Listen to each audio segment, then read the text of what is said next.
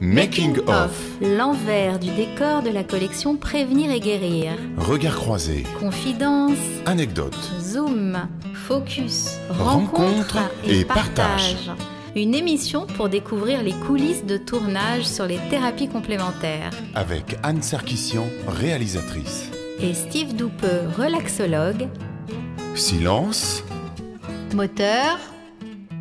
et action. Bonjour à tous et bonjour à toutes, nous revoilà en pleine forme, En pleine forme. en plein été, sous le ciel gris de Bretagne. C'est magnifique, on est heureux, on est joyeux, parce que rien ne nous arrête. Il pleut. Eh ben oui, il pleut. Aujourd'hui, Je pense que tu es impressionné par ma capacité à passer d'une introspection, n'est-ce pas? Ouais, je sais, je peux être surprenant. Vous êtes sur Radio Clé de Vie, dans l'émission Making of. Et donc tu t'appelles? Anne Sarkissian. Voilà, ça y est, tu peux parler. Ouais, moi c'est Steve Doupeux et on va vous parler, comme toujours, c'est le troisième ou quatrième numéro? Je sais plus, quatrième peut-être. Quatrième numéro des coulisses, donc de la collection Prévenir et Guérir. Alors on en est où? Eh bien on a fait... on a eu un mois de mai très chargé. Oui. Parce qu'on est parti pratiquement 2 semaines à Lyon avec l'Institut Paul Pironet Institut. Et donc tu as suivi la formation PNL. Oui. Et j'ai filmé ça tous les jours. Et je t'ai vu changer. Tu m'as vu changer? Bah oui, Ah bon. j'ai vu des choses quand même. D'accord, bah on t'écoute. Bah écoute, déjà donc on a commencé par...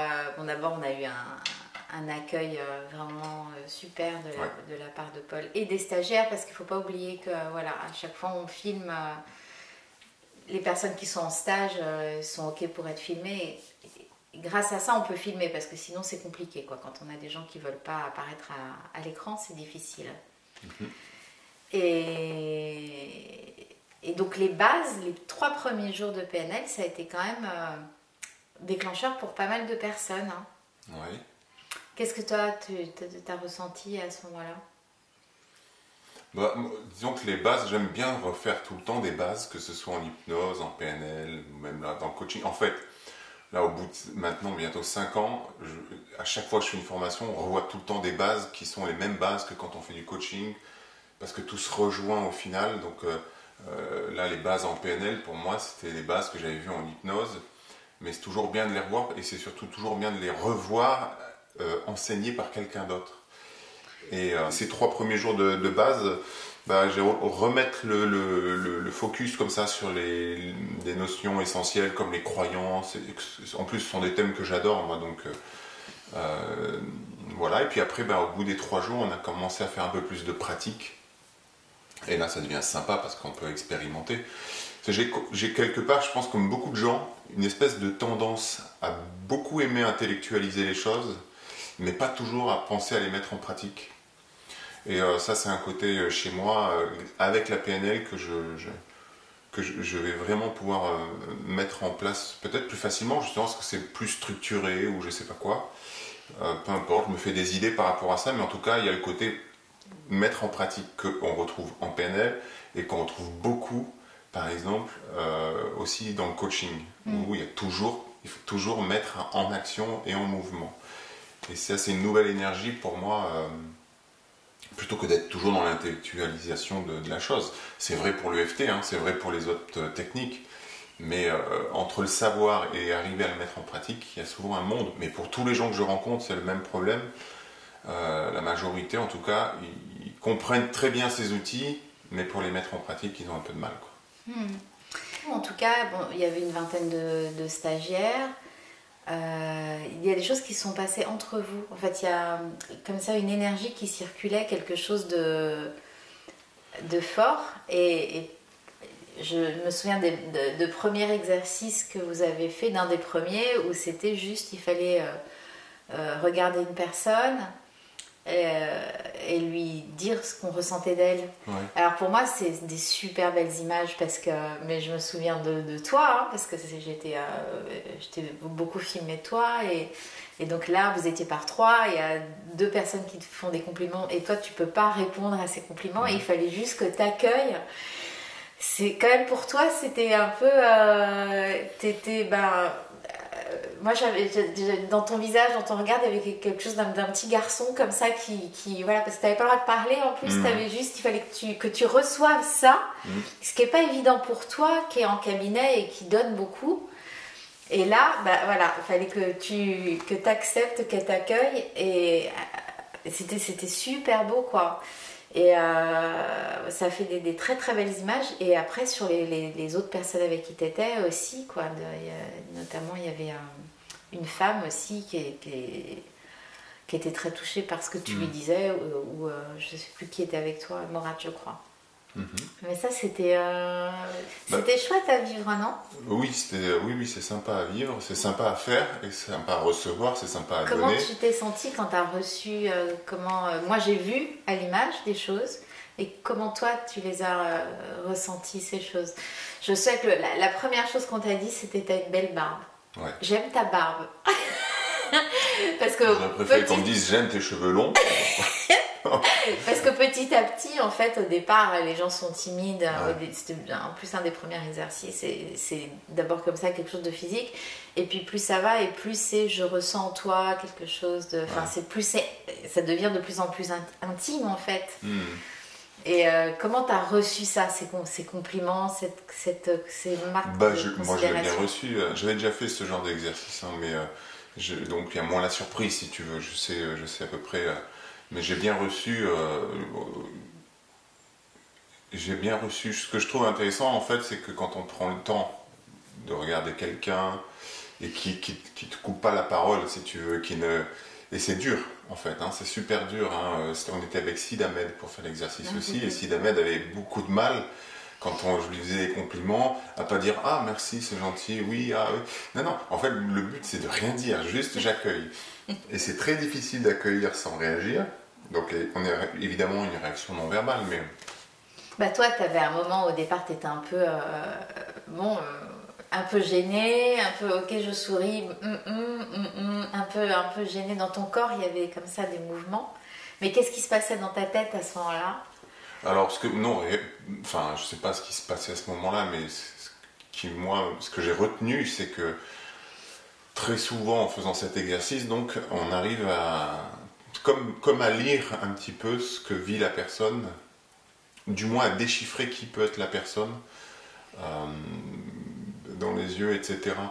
En regardant un peu dans les yeux, voilà. Après, j'étais presque plus ému, moi, à dire aux gens des choses que moi à les recevoir, quoi. Parce que c'est plus facile, non? Bah oui, sûrement. Parce que tu es plus habitué, justement, voilà, à dire. À la limite, ce genre d'exercice me renvoie effectivement la notion que j'ai la capacité à, qui n'est pas forcément une qualité au final, mais la capacité à pas prendre, à pas savourer en fait le compliment, quoi. Mais bon, alors on verra à l'écran, on verra à la caméra que quand même t'as un grand sourire. Oui, sûrement. Oui. Ce qui me change un peu, non? C'est ça que tu veux dire? Non, pas du tout. C'est que tu as quand même. T'es quand même. Mais Paul, par contre, tu parlais de l'énergie dans la formation. Oui. C'est quelque chose que j'ai rencontré ça dans la formation, ma première formation en hypnose, où on avait un groupe vraiment génial, quoi. Et en fait, dans une formation comme ça, c'est tout bon ou tout mauvais, le groupe. J'ai fait des formations où il y avait un groupe génial, où on sentait que les gens étaient pleins de bienveillance, vraiment. Il y avait beaucoup de bienveillance, d'émotion, de choses comme ça.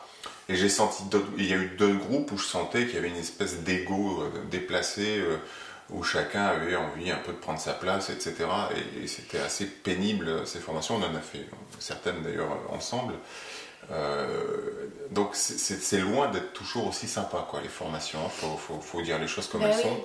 Là, avec Paul, c'est très bien parce que Paul est quelqu'un qui sait faire ça, quoi. C'est-à-dire qu'il sait mettre les gens en lien, il sait les mettre en relation, avec ces petits messages qu'on s'envoie, les petits poissons, ça contribue vachement, mine de rien, à faire en sorte qu'on prend le temps de s'apprécier, quoi. Et les groupes sont petits. Et on met l'ego, moi j'ai l'impression qu'il arrive à mettre l'ego des gens un peu de côté, à créer cette atmosphère de confiance en fait. Vous pouvez vous faire confiance, bas les masques, faites-vous confiance. Je suis en train de penser à un autre truc par rapport à la PNL.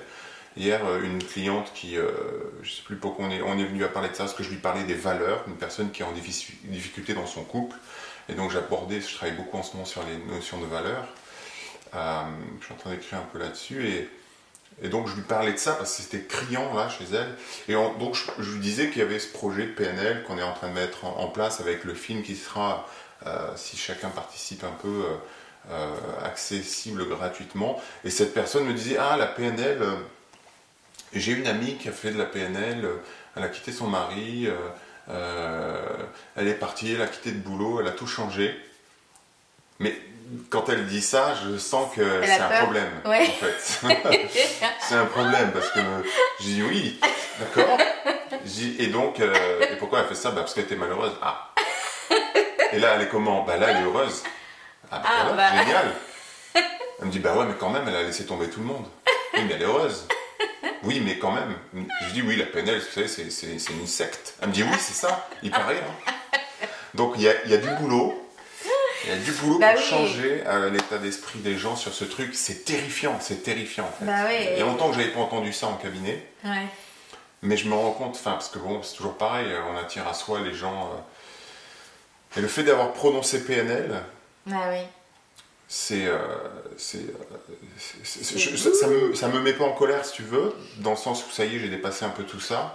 Mais ça me fait presque peur pour les gens, en fait. Mais non, mais c'est pour ça qu'on fait des films, hein. C'est pour ça, c'est justement pour changer les idées reçues et montrer à quel point c'est du bon sens, la PNL. Et donc voilà, moi j'ai vraiment envie que ce film existe et... Mais il y a du boulot. Ouais, mais ça c'est super. Il y a du boulot. Ça c'est bien qu'il y ait du boulot. Il y a du boulot et je pense que ça va être important. Alors je le dis là, hein, je le dis aux gens qui nous écoutent, parce que là on parle un peu entre nous, mais il y a des gens qui nous écoutent quand même. Mais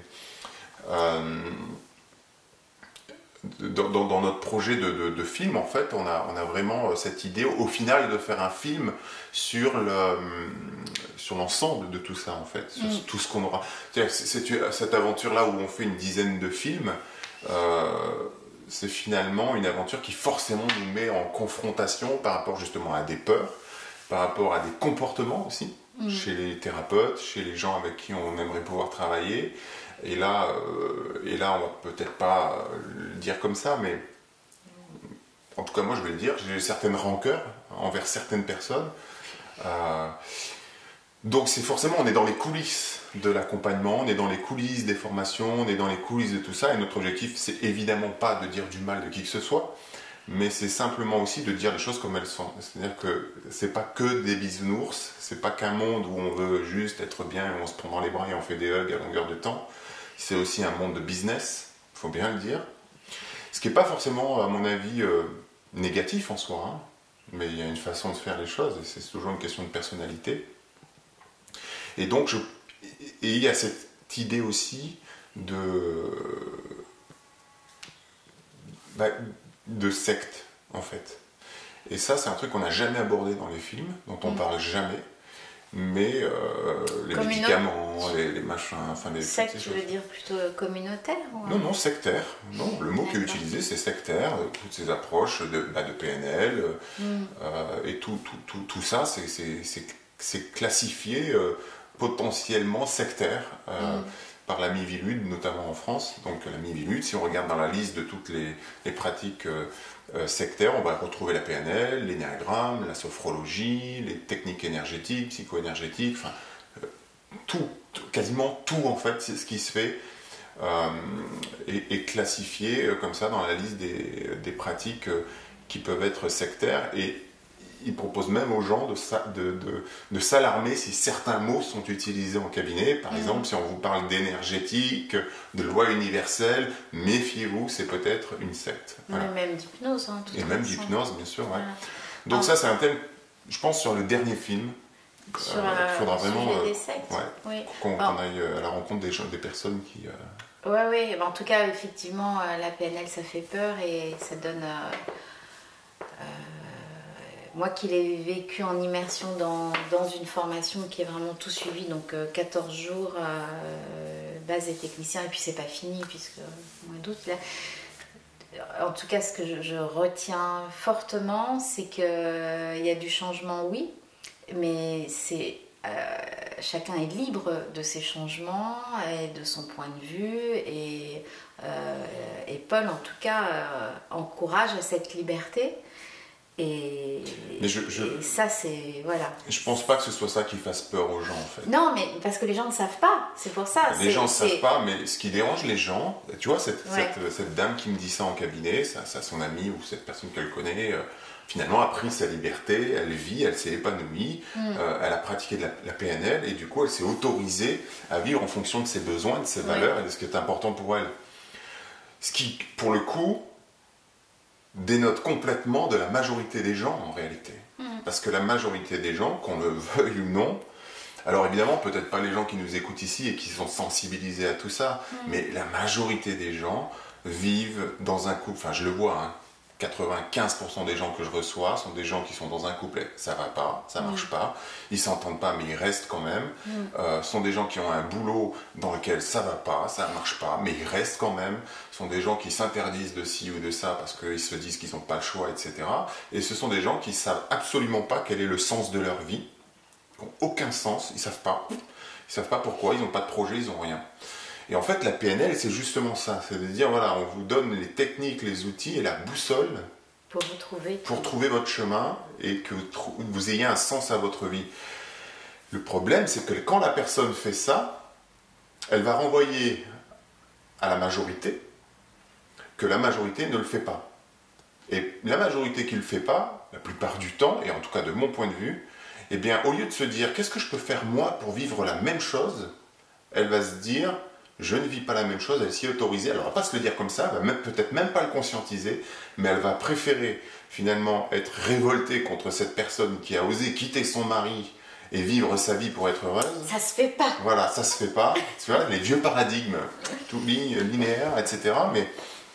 Et voilà. Et donc je pense qu'en fait, c'est pas la PNL qui fait peur, c'est les gens qui ont peur d'eux. Ils ont peur que cette technique les amène à se libérer de leur carcan en fait. Et voilà. Et donc le film, il est important pour ça. On dit aux gens, en fait, vous ne vivez pas la vie que vous voulez vivre, la plupart du temps. Vous vivez des conflits, vous vivez des tensions, vous vivez des trucs comme ça. Et on vous dit, voilà une technique qui va vous permettre de comprendre ça pour pouvoir faire autrement. Mais, comme tu le sais, quand on commence à bouger de l'intérieur, ça bouge à l'extérieur. Et d'un point de vue écologique, ça peut déranger. Donc c'est ça que je trouve moi passionnant dans la PNL et dans toutes les approches, hein, PNL, hypnose, etc. Mais c'est vrai que la PNL, elle est intéressante parce qu'elle permet de poser des vraies questions. C'est là, on est dans le truc, quoi. Parce que des fois, on est dans les techniques d'hypnose et tout, c'est un peu abstrait, on se rend pas trop compte. Alors dans la PNL, on se pose les vraies questions. Ouais. Puis alors vraiment avec Paul, on a des schémas, des graffitis, des paperboards colorés qui expliquent tout, pourquoi, comment ça fonctionne, machin, comment on peut changer, les petits exercices à faire et tout. Donc c'est... Ouais, c'est un super outil, Paul est un super enseignant et on peut le dire. Et puis en plus, il est super impliqué. Donc Paul, si tu nous écoutes, et en plus il intervient sur la radio Clé de Vie, donc si vous ne connaissez pas Paul, je ne comprends pas. En tout cas, c'est... voilà, là, pour les films, on a fait du coup les choses à l'envers. C'est un peu, ce film, c'est un petit peu un hors-série. Donc on a décidé de chercher l'argent par un crowdfunding. Et donc là, voilà, on a besoin de l'implication de chacun, des petites sommes de 10 euros, 25 euros. On a envie de... comme la PNL, en fait, on a envie d'être libre avec ce film, de ne pas attendre on espère toujours un diffuseur, mais en tout cas, on a envie d'un diffuseur qui nous laisse une liberté. Je crois que les diffuseurs, en fait, il ne faut pas compter dessus. Enfin, je ne sais pas qu'est-ce que toi tu entends comme diffuseur, mais clairement, maintenant, après avoir fait 2 films, après avoir un peu compris le truc, et puis finalement, après comprendre un peu quand même cette société. Après, il y a diffuseurs et diffuseurs, c'est-à-dire que nos petits diffuseurs locaux, les Bretons, tu vois là. Donc des petites chaînes qui s'impliquent, qui veulent. Qui sont beaucoup plus libres et qui sont moins à courir derrière l'audimat et qui prennent. En fait, j'ai l'impression qu'ils prennent plus en considération les téléspectateurs. Qui sont libres, donc des chaînes libres et qui ne prennent pas les téléspectateurs pour des idiots en fait. Voilà, c'est ils osent des programmes un peu différents. Pour que les gens apprennent des choses. Donc, les petites chaînes. D'ailleurs, oui, c'est l'occasion de le dire. S'il y a des chaînes dans TVO, TVRN. Et puis même dans les différentes régions, les différents pays. Même CS Bien-être. Voilà. Oui, il y a encore des chaînes libres et encore indépendantes qui ne dépendent pas et qui ne sont pas financées par des systèmes qui n'ont pas intérêt à voir ces films diffusés. C'est ça. Mais en tout cas, là, pour ce film, on a décidé de lancer comme ça avec Paul, toi, enfin tous ensemble, un crowdfunding. Et il nous reste une quarantaine de jours pour trouver les sous pour financer ce film. Et voilà, avec l'implication de chacun. C'est aussi une manière de savoir... si les gens, si les thérapeutes, si tous les stagiaires ont envie de voir ce film exister. Donc finalement ça dépend du public. Ça va dépendre ça dépend du public et comme j'ai tendance à toujours amener... à faire en sorte que je suis toujours responsable de ce que je vis, et je pense que ça dépend aussi de notre capacité à transmettre au public la notion d'important, justement, dont on parle souvent d'ailleurs en PNL. En tout cas, Paul en parle comme ça, et de faire comprendre aux gens en quoi c'est important pour eux. Alors, en quoi c'est important, Steve ? Un peu comme c'est ce que j'ai expliqué tout à l'heure, en fait, par rapport à cette dame. C'est-à-dire que la plupart des gens qui nous écoutent là,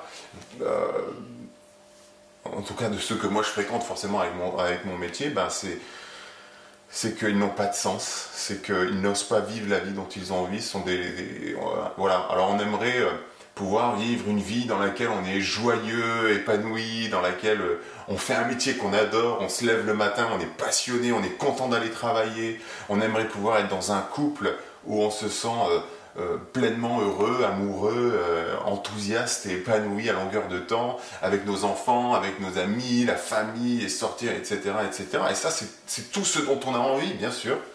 Mais en réalité, les 90% des gens, et je pense même plus en réalité, se lèvent le matin, ils n'ont pas envie d'aller travailler.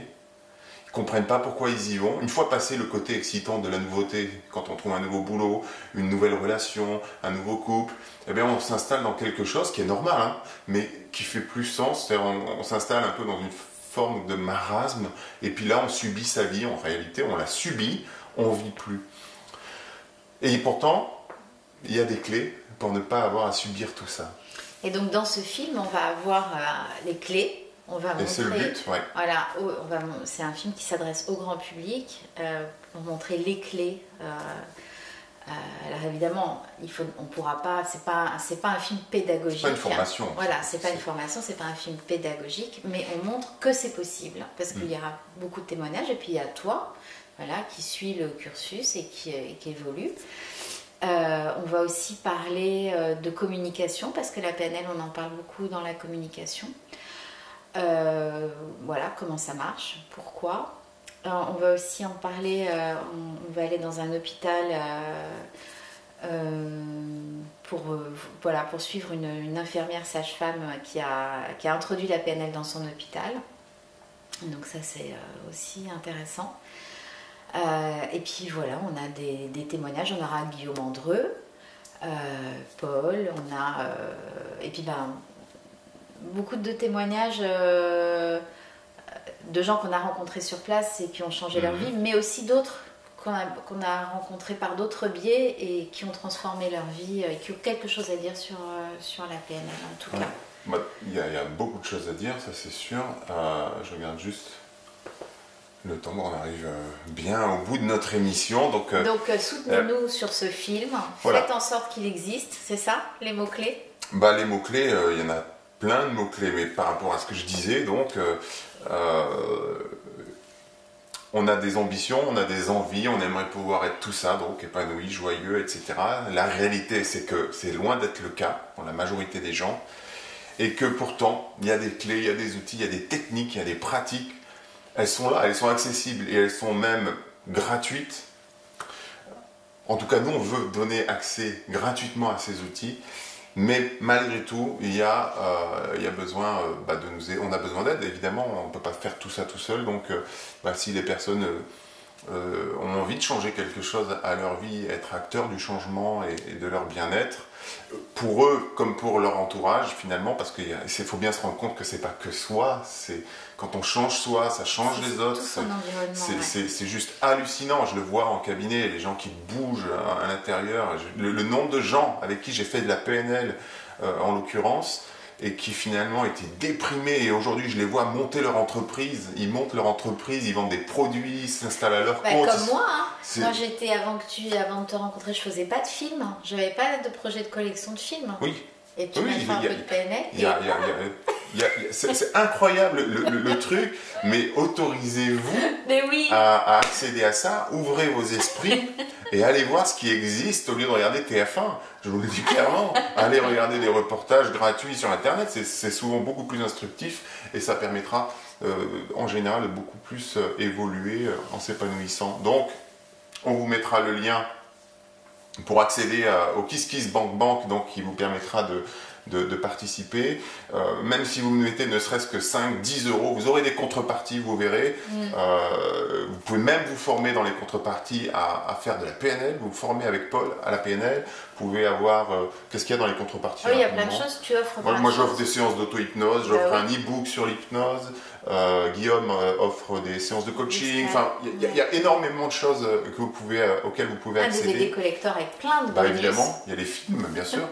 Bon voilà, on vous laisse découvrir tout ça, mais autorisez-vous, impliquez-vous et changez-vous. Soyez, comme j'aime bien le dire aujourd'hui dans mon autre émission Philosophie, acteur et responsable de votre vie, de votre changement.